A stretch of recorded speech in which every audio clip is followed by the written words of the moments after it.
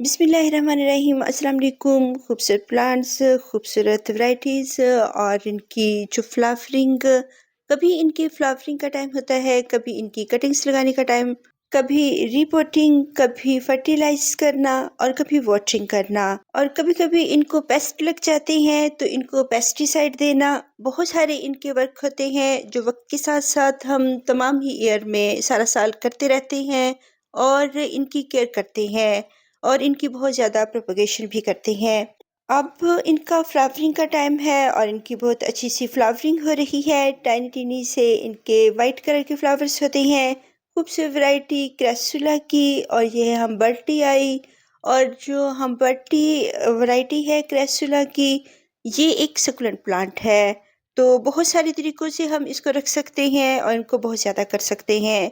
इनके जो लीव्स होते हैं रेड कलर के और ग्रीन कलर के, और इनकी जो बड्स आती हैं वो रेड मैरून कलर की होती हैं।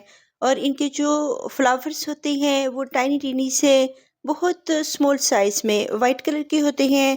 और इनके वाइट कलर के अंदर छोटा सा डॉट बना हुआ होता है येलो कलर में, यानी टू कलर में इसके फ्लावर्स होते हैं, बहुत खूबसूरत से एक स्टार की शेप के फ्लावर्स। और इनके जो लीव्स होते हैं वो वेलवेटी टाइप ब्राउन कलर के और ग्रीन कलर के, और इनमें पैटर्न भी बने हुए होते हैं।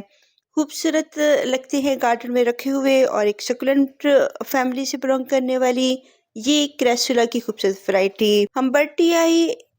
बहुत सारे दूसरे जो कंट्रीज होते हैं उनमें डिफरेंट एरियाज में इनकी थोड़ी सी शेप और इनके जो पैटर्न्स होते हैं थोड़े थोड़े से चेंज होते हैं अपने एरिया के हिसाब से। कुछ अफ्रीका में, कुछ न्यूजीलैंड में, कुछ ऑस्ट्रेलिया में, तो तमाम ही जगह पे थोड़ी थोड़ी सी ये चेंज होती है।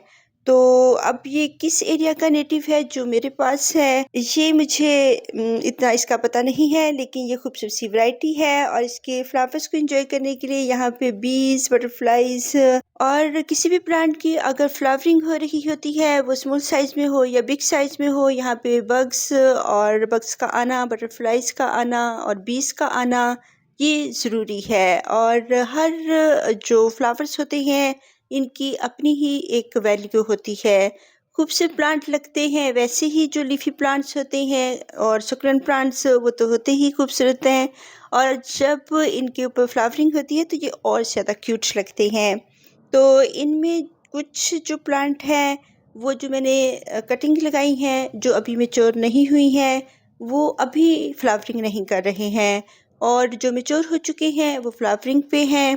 और जो कुछ के फ्लावर्स पेंट हो रहे हैं, और ये तकरीबन 2 मंथ्स तक, नवंबर से लेके अब जनवरी भी ख़त्म हो रहा है, तकरीबन 3 मंथ्स तक आगे भी इनकी फ्लावरिंग ये चलनी है। तो ये फ्लावरिंग करते रहते हैं। तो इनकी जो ये हैबिट होती है नीचे को लटकने की, क्योंकि ये ग्राउंड कवर प्लांट है, और इसकी हैबिट होती है फैलने की और ग्राउंड कवर करने की। तो इस तरह इसको हम हैंगिंग बास्केट के में भी लगा सकते हैं। नीचे को लटकती हुई इसकी ब्रांचेस बहुत खूबसूरत लगती हैं। इनको छोटे से छोटे पॉट में हम अरेंज कर सकते हैं, बिग पॉट्स में भी कर सकते हैं, और वाइड जो चौड़ाई में हो पॉट्स उनमें भी हम इनको लगा सकते हैं। तो इनकी रूट्स जो होती हैं वो ऊपर ऊपर ही फैलती हैं, और ये जैसे कि ग्राउंड कवर करते हैं तो इनकी रूट्स इतनी डीप नहीं जाती हैं। तो इसलिए हम इनको थोड़े से चौड़े पॉट देते हैं, और कुछ टूटे हुए पॉट्स में भी मैंने इनको अरेंज किया हुआ है। इनको ज़्यादा गहराई वाले पॉट्स की ज़रूरत नहीं होती है। तो इनकी आप कटिंग से लगाते रहें तो कुछ जो मैच्योर हो जाते हैं फ्लावर्स, जो ब्रांचेस मैच्योर हो जाती हैं वो फ्लावरिंग करती हैं, और जो अभी कटिंग से लगाई हों वो अभी फ्लावरिंग नहीं करेंगे। तो जब ये बहुत स्ट्रेस में होते हैं तो ये रेड कलर में भी होते हैं, और जब ये बहुत मैच्योर हो जाते हैं तब भी ये रेड कलर में होते हैं। जबकि इनकी जो न्यू लगाई हुई कटिंग्स वो ग्रीन होती हैं, और इसके ऊपर इसकी बड्स बनी हुई हैं। रेड कलर की जो नज़र आ रही हैं वो ये इसकी बड्स बनी हुई हैं। तो अब लगता है कि नेक्स्ट आने वाले दिनों में इस पे भी फ्लावरिंग होगी। तो ये मैंने थोड़ी-सी कटिंग्स लगाई थी, अब माशाल्लाह पूरा पॉट ही भर चुका है क्योंकि ये ग्राउंड कवर प्लांट है। अगर हम कुछ चंद इसकी कटिंग्स लगाते हैं, तो वो फैलती रहती हैं और एक पॉट भर जाता है। तो इसके लिए चौड़ाई में इस्तेमाल होने वाले पॉट यूज़ करें और फिर ये भरे हुए बहुत खूबसूरत लगते हैं। और कुछ कप्स में मैंने इनको लगाया हुआ है जो कि 2 ईयर्स से तकरीबन ये इसी कप में है। तो अगर स्पेस ज़्यादा होती तो इसने बहुत ज़्यादा फैलना था और अगर थोड़ी-सी इनको स्पेस कम मिले तो ये फैलने की आदत तो इनकी है और ये नीचे को लटकना शुरू कर देते हैं। तो बहुत सारी जो लटकती हुई ब्रांचेस होती हैं उनको मैंने उनकी कटिंग्स लगाई हैं। तो इस तरह हम बहुत सारे पॉट्स तैयार कर सकते हैं। अगर कुछ पॉट्स इनके स्पेंट हो चुके हैं तो न्यू पॉट इनको दे सकते हैं क्योंकि ये सर्दी का मौसम है। मेरे एरिया में हम इनकी रिपोर्टिंग कर सकते हैं। और ये कुछ रूट बाउंड हुए प्लांट्स हैं क्योंकि बहुत टाइनी से पॉट्स में मैंने इनको लगाया हुआ है और इसमें ये वैसे ही बहुत खूबसूरत लग रहे हैं। तो अभी इनकी जो रिपोर्टिंग भी हम इस मौसम में कर सकते हैं। मेरे एरिया में आगे बहुत गर्मी आ जानी है तो मुझे ये वर्क अभी करना पड़ेगा। और जो एरियाज़ हिल एरियाज़ हैं जहाँ पे अभी बहुत सर्दी है, वो तो मई जून में भी इनकी प्रोपगेशन कर सकते हैं और आगे फ़रवरी के बाद से ही वो वर्क शुरू करेंगे। लेकिन मेरे एरिया में बहुत आगे गर्मी आनी है, तो अभी से इसका इनका काम करना पड़ेगा। और अभी जो है बहुत सर्दी कम हो चुकी है और 2-3 बारिशें भी हो चुकी हैं और सनी डेज़ हैं। तो इन सनी डेज़ में इनका वर्क बहुत सारे काम हम कर सकते हैं। तो बहुत सारे जो एक ये मेरे पास है बोनसाई पॉट और ये चौड़ाई में है और इतनी इसकी डेप्थ नहीं है, इतनी गहराई इसकी नहीं है, जिस वजह से इसमें फैला हुआ और भी खूबसूरत लग रहा है। जितने भी बोनसाई पॉट्स हैं, आप उनमें इसको लगा सकते हैं। कुछ ब्रांचेज़ जो होती हैं, उनमें बग्स लगते हैं और वो ड्राई हो जाती हैं। कुछ ब्रांचेज़ जो होती हैं वो वैसे ही स्पेंट हो जाती हैं और कुछ ब्रांचेज़ जो होती हैं बहुत सर्दी में वो भी जो है कोहरा पड़ने से ड्यू ड्रॉप से ख़राब हो जाती हैं। तो यहाँ पे थोड़े-से मैंने पेस्ट देखे हैं जिस वज़ह से जो ब्रांचेज़ हैं थोड़ी-सी ख़राब हो रही हैं क्योंकि ये बहुत भरा-भरा सा प्लांट है और जब कोई पॉट बहुत ज़्यादा भर जाता है और इसमें अच्छी वेंटिलेशन नहीं होती, अच्छी तरह हवा का गुज़र नहीं होता और अच्छी सनलाइट इनकी रूट्स तक नहीं पहुंचती है, तो फिर इनमें बग्स लगना मस्ट होता है। और इनको किसी भी गार्लिक पील्स का और गार्लिक का जो पेस्टिसाइड है, वो हम इनको पानी में डाइल्यूट करके पानी में 24 आवर्स और 12 आवर्स यानी कि 12 घंटे और 24 घंटे उनको गार्लिक पील्स को, उनके छिलकों को या गार्लिक को पानी में भिगो के रखें और इस पानी को बहुत डाइल्यूट करके तो इसके ऊपर स्प्रे भी कर सकते हैं और इनकी रूट्स में भी डाल सकते हैं। बहुत सारी इसकी हम कटिंग्स लेकर तो इसको लगा सकते हैं।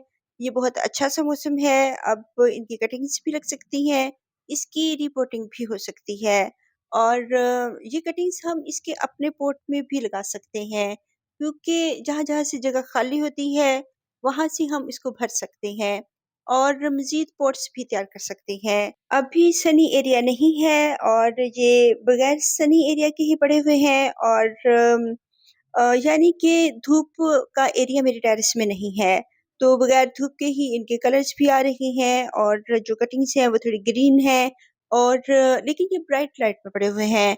सुबह की रोशनी इनको मिलती है, सुबह की सनलाइट इनको मिलती है जो इनके लिए काफ़ी होती है। तो बहुत ज़्यादा सनलाइट की इनको ज़रूरत नहीं होती है और बस हल्की-फुल्की सी पार्शियल सी लाइट और प्लांट्स के पीछे से आती हुई और छन के आती हुई धूप बस ये लाइक करते हैं। और ये क्रेसुला की दूसरी वैरायटी लिलोफिलम में भी फ्लावर्स स्पेंट हो चुके हैं और उनमें अब सीड्स बने हुए हैं। तो बहुत सारे जो प्लांट्स होते हैं वो फ्लावरिंग के बाद जैसे कि आम प्लांट्स होते हैं, वैसे ही सुकनेंट्स में भी बाद में फ्लावरिंग के बाद सीड्स तैयार हो जाते हैं और ये खुद ही पॉट्स में गिरते रहते हैं या फिर हियर एंड देयर के पॉट्स में गिरते हैं। तो उसमें भी इनके मैंने बाँस का छोटे-छोटे से प्लांट्स देखे हुए हैं, जो कि मैंने कटिंग से ग्रो नहीं किए हुए, वो इनके सीड से ही तैयार हुए हैं। इनकी कटिंग्स बहुत ईज़िली चल जाती हैं और कहीं से भी इनके कटिंग लें और किसी भी जो पॉट खाली है, उसमें होल करें और इसमें लगा दें। और इसको अगर हम पॉट के ऊपर भी रख देते हैं, तो बहुत सारे इनके पास पास-पास नोड एरियाज़ होते हैं, एक ब्रांच पे बहुत पास-पास होते हैं, जिससे इनकी रूट्स खुद ही जो होती हैं बनना स्टार्ट हो जाती हैं। और अगर ये ग्राउंड कवर के तौर पे हम लगाते हैं, तो ऐसे ही ये हर जगह पे अपनी रूट्स बनाती हैं और ग्राउंड को कवर कर लेती हैं। तो ये एक ग्रास के तौर पे भी हम इसको लगा सकते हैं। अगर कुछ ब्रांचेज़ इनकी खराब हो जाती हैं, ऊपर से कट करें और नीचे का पार्ट वो भी हम एक कटिंग के तौर पर ग्रो कर सकते हैं। तो इनके एक लीफ से भी इनकी प्रोपेगेशन हो जाती है। जहाँ-जहाँ पर इसके लीव्स गिरते हैं, वहाँ से टाइनी-टाइनी से इनके बेबी प्लांट्स आ जाते हैं, वरना कटिंग से बहुत ज़्यादा हम इनकी प्रोपेगेशन कर सकते हैं और बहुत ज़्यादा प्लांट्स तैयार कर सकते हैं। लेकिन फिर भी ये सक्यूलेंट प्लांट्स हैं और इनकी ग्रोथ स्लो होती है और बहुत सारी मौसमों की जो सख्तियाँ होती हैं, उनसे इनको बचाना होता है। जैसे कि अभी बहुत सर्दी पड़ी है और ड्यू ड्रॉप्स के पड़ने की वजह से ये प्लांट फिर थोड़े-से जो होते हैं डल से हो जाते हैं। तो इनको उससे भी बचाना बहुत ज़रूरी है और इनके ऊपर ग्रीन नेट लगाएँ। अगर बहुत ज़्यादा सर्दी पड़ रही है और इसमें फ्रॉस्टिंग भी है और पहाड़ी इलाके हैं और हिल एरियाज़ हैं, बहुत सर्दी है, फिर ग्रीन नेट से काम नहीं चलेगा। इनके ऊपर प्लास्टिक शीट्स भी लगानी पड़ेंगी या इनको किसी पॉली हाउस में रखना पड़ेगा, तो इनको फिर हम बचा सकते हैं। तो कम जो एरियाज़ होते हैं, कम सर्दी पड़ती है, वहाँ पे ग्रीन नेट से काम चल जाता है। तो इन प्लांट्स की हम बहुत तरह से केयर करते हैं, बहुत गर्मी से बचाते हैं और 48 टेम्परेचर में भी हमने इनको शेडी एरिया में रखना होता है और तेज़ गर्मी से बचाना होता है। इसके बाद मानसून में बहुत ज़्यादा बारिशों से इनको बचाना होता है और फिर ये एक पेरिनियल के तौर पर हमारे गार्डन में रहते हैं और बढ़ते रहते हैं। बहुत ज़्यादा इनको फर्टिलाइज़र्स की ज़रूरत नहीं होती है। विंटर सीज़न में इनके भरने का टाइम होता है, तो हम इनको होममेड जो फर्टिलाइज़र होती है, वो हम इनको डाइल्यूट करके पानी में वो इसको दे सकते हैं। और वाटरिंग जो है वो क्योंकि ये सक्यूलेंट प्लांट्स हैं, इनकी सॉइल अच्छी तरह से ड्राई हो और 2-3 दिन इसको ड्राई सॉइल में रखें और फिर वाटरिंग करें। सक्यूलेंट प्लांट्स को हर वक़्त हम जो है पानी में नहीं रख सकते हैं और लेकिन ये सेमी सक्यूलेंट प्लांट है, तो थोड़े दिन इसको ड्राई सॉइल में रखना वो भी बहुत ज़रूरी है। इसको रखेंगे और फिर इसको वाटरिंग करेंगे। तो सर्दियों में मुझे लगता है कि इनकी सॉइल ड्राई नहीं होती है, तो 1 मंथ तक ड्राई नहीं होती, तो हम 1 मंथ तक इनकी वाटरिंग नहीं करते हैं और फिर इनको बारिशों से भी बचाना होता है। अल्लाह हाफ़िज़।